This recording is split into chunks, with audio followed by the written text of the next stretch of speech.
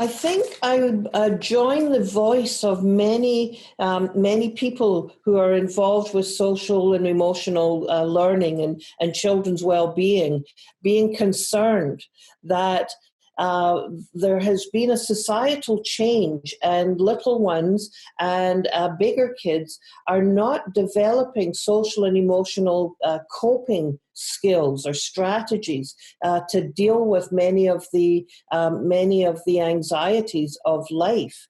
So we have, we see that 50% of children say that they have missed school due to anxiety.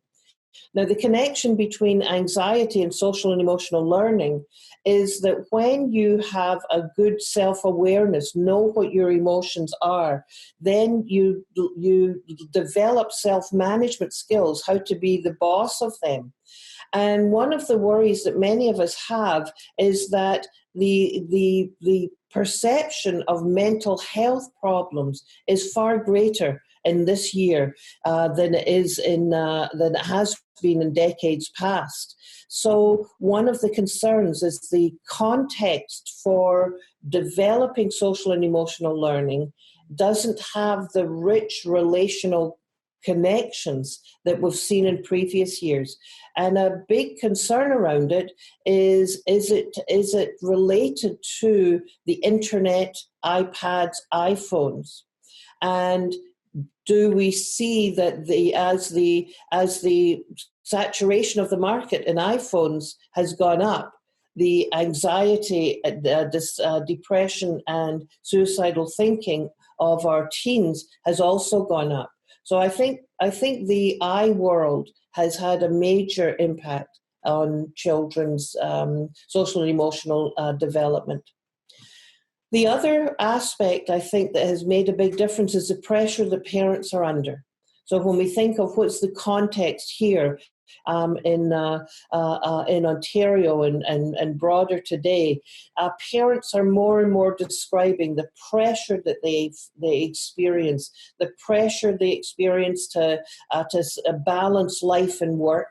And there is no balancing anymore because work doesn't end and home starts, but there's a blending of that. And so there's very little time left, parents tell me, for downtime and quiet time and self-reflection.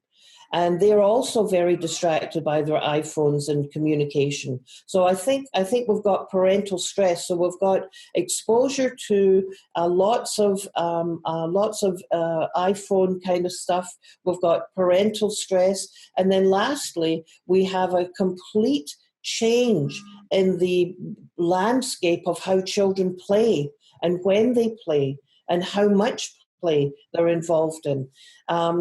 Sir Ken Robinson is involved in an international study. He's a very well-known educational guru. And in this international study of 12,000 parents across the world, they were asking, on average, how much does your child play outside a day? And if it was lucky to be at 1 hour. And he compares that to the federal inmates who are mandated to have 2 hours of play a day.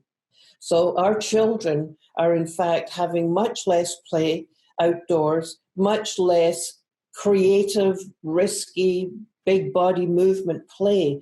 And I think that also is having an impact on the development of social and emotional learning and regulation.